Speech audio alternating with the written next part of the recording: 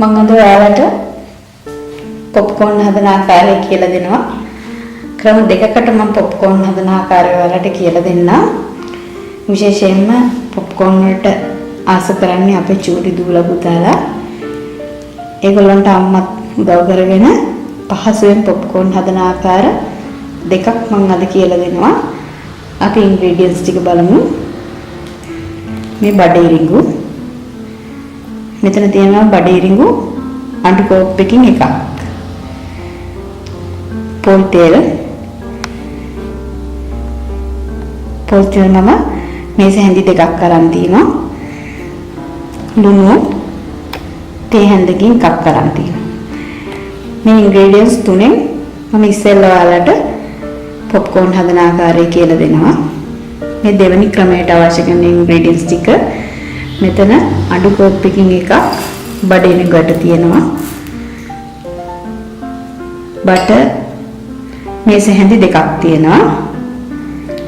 ලුණු තේ හැඳි භාගයයි මම අරන් තින්නේ. මොකද ඔයාලා බටර් ගන්නකොට බටර් වල ලුණු මිශ්‍ර බටර් එක ගත්තොත්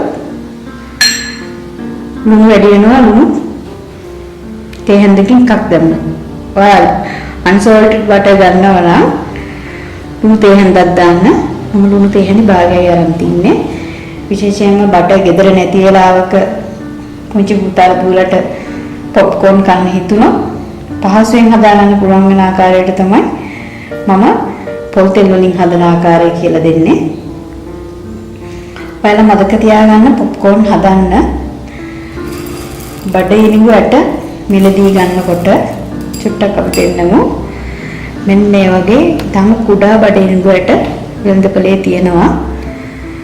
ඔයා මිලදී ගන්න වෙලාවට කියන්න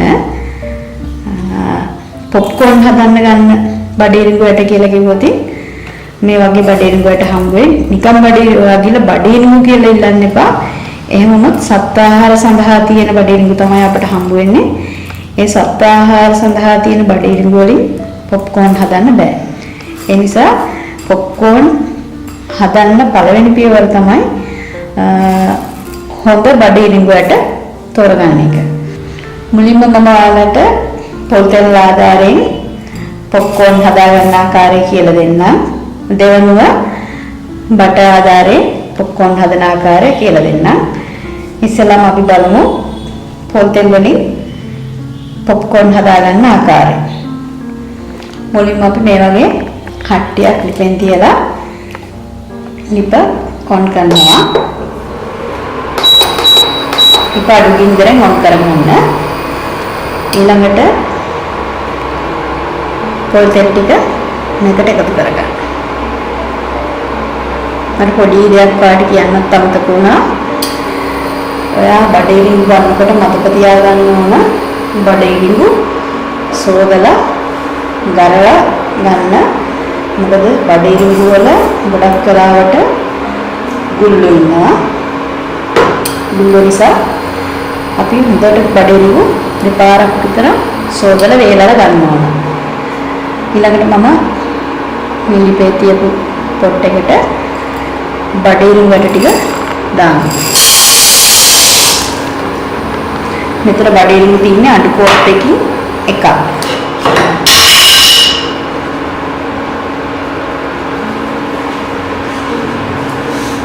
ඊළඟට අපි හැන්දක් අරගෙන මේ විදිහට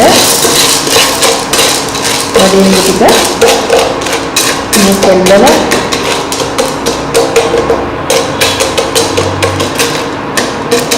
අවරලා ලුණු ටික මේකට මිශ්‍ර කරගන්න. මේ ලුණු ටික මේ විදිහට බඩේරිඟු ටිකට දාන්න. ඊළඟට අපි ලිපේ ගින්දර මීඩියම් හීට් එකට ගන්නවා.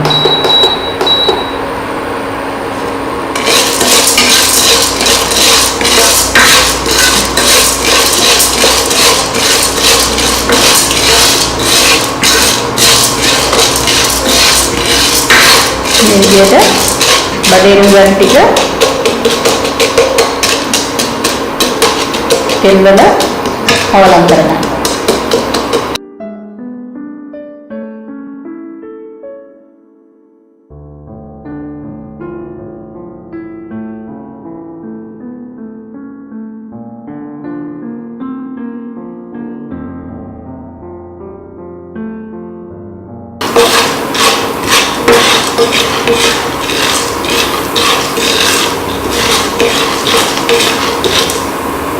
දැන් එකක් පිපුරුවා. මේ විදිහට එකක් වගේ පිපුරනකොට අපි අට්ටිය වහනවා. මේ අට්ටිය වහලා ගින්දර තව පොඩ්ඩක් වැඩි කරනවා.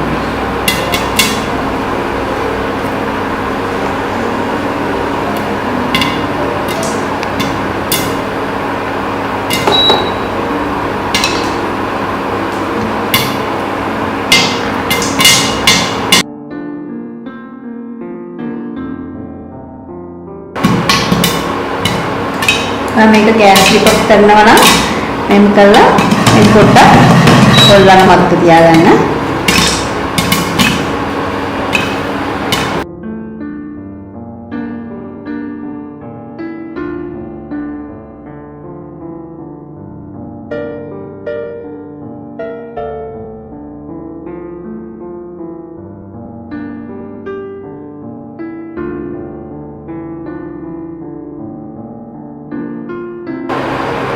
මේ මට්ටමට එනකොට අපි ලිපේ ගින්දර ඕෆ් කරලා පොඩි වෙලාවක් තියන්න ගන්නවා. ලිපේ හට්ටිය රස්නෙන් තව තියනවා නම් පුපුරනවා. විනාඩියක් දෙකක් අපි මේ විදිහට හට්ටිය වහලා තියන්න ගන්නවා.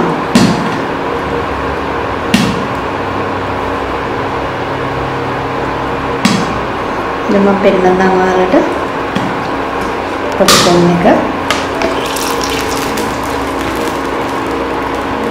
මේ අපි තේ බොන අඩි කෝප් එකකින් එකක් වඩේරු ගැට වලින් හදාගන්නපු පොප්කෝන් ප්‍රමාණය. පොතෙල් ආධාර කරගෙන ඊළඟට මම ඔයාලට පෙන්නන්න වට වලින් පොප්කෝන් හදාගන්න ආකාරය. මම බටර් වලින් පොප්කෝන් හදන ආකාරය ඔයාලට කියලා දෙන්නම් දැන්. අපි ලිප වම් කරලා උගා අඩු ගින්දරේ ලිප තියාගන්න ඕනේ. ඊළඟට බටර් ටික දානවා. මේ බටර් ටික දිවෙන්නත් ඇවිල්ලා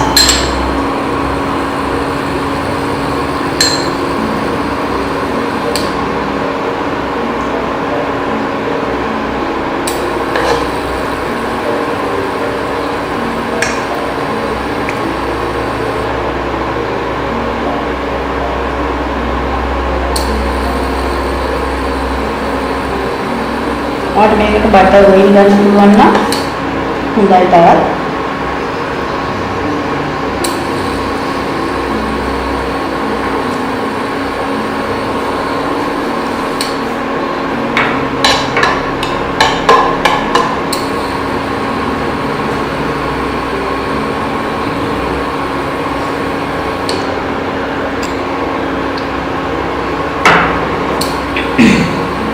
බටර් එක රත් වෙගෙන යනකොට මම ලිපේ ගින්දර මීඩියම් හීට් එකට ගන්නවා. අරගෙන අපේ බඩේ මේක දාගන්න. දාගෙන මුන් තේහෙනි භාගෙ මේ ආකාරයට දාගන්න. දාගෙන හොඳට කවරම් කරනවා. මෙතන තියෙන්නේ අඩු කෝප් එකකින් එකක් අඩු කෝප් එකක් කියන්නේ ඔයගොල්ලෝ විතර තේ වුණ ගන්න කෝප් ඒ කෝප් එකකින් එකක් බඩේ දිවි.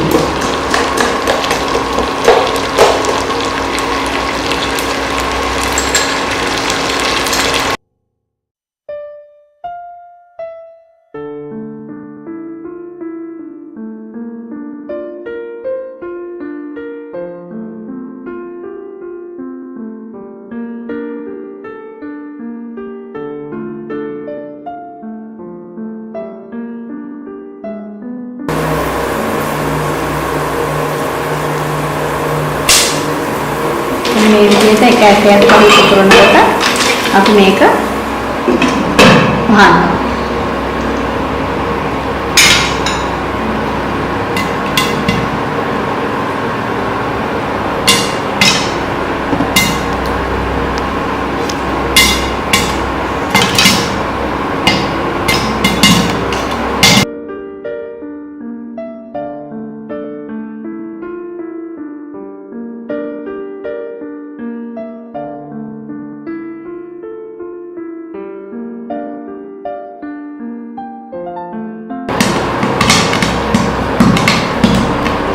ස්පීඩ් එක මෙන්න මේ විදිහට අඩු වෙනකොට අපි පිටේ ගින්දර ඔෆ් කරනවා. නැත්නම් ඉතින් පොප්කෝන් ටික කන වෙනවා.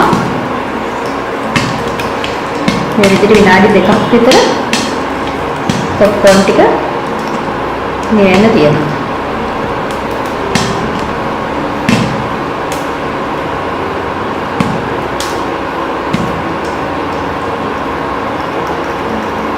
මම ඔයාලට පෙන්නන්නම් පොප්කෝන් ටික තවමත් මේ කුපුරනවා.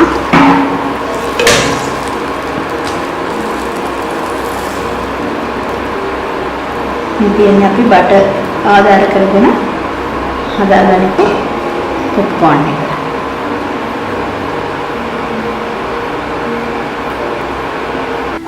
මම බටර් ආධාර කරගෙන හදපු පොප්කෝන් බෝල් එක මේ ඔයාලට පේනවා ඇති.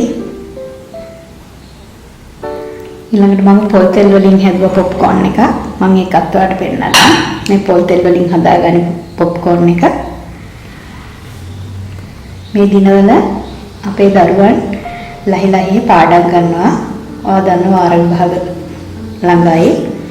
අප සාමාන්‍ය පෙළ විභාගයේ වගේම උසස් පෙළ විභාගයේ තාම ආසන්නයි මේ දිනවල. දරුවන් මහන්සියලා පාඩම් කරන වෙලාවට ඔයාලට පුළුවන් මේ වගේ පොප්කෝන් එකක් හදලා රාත්‍රී කාලයේ නිදි වර්ජිතව පාඩම් කරන දරුවන්ට ආහාරයට දෙන්න. එයා හුඟක් සතුටින් උනන්දුවෙන් උද්‍යෝගයෙන් එයාගේ අධ්‍යාපන කටයුතු කරගෙන යාවි. අම්මා මහන්සියලා මේ වගේ දෙයක් හදලා දුන්නාම විශේෂයෙන්ම කුඩා දරුවන්ට මේක ඉතාම ගුණදායී ආහාරයක්. ඒ වගේම ආහාර පාලනය කරන අය පොප්කෝන් රාත්‍රී ආහාර වේලට ආහාරයක් විදිහට ගන්නවා. අපේ රටේ නම් ඒක ප්‍රසිද්ධ නැහැ. විදේශ රටවල් වල නම් බොහෝ විට අධික ස්ථූලභාවයෙන් පෙළෙන අය රාත්‍රී ආහාරයක් විදිහට පොප්කෝන් ආහාරයට ගන්නවා. ඉතින් මම අද ඔයාලට බඩේරිඟු වලින් පොප්කෝන් හදන ආකාරය කියලා දුන්නා. මම ආයෙමත් මේ වගේ රසවත් සරල වීඩියෝ එකක් අරගෙන එන්නම්. ආයුබෝවන්.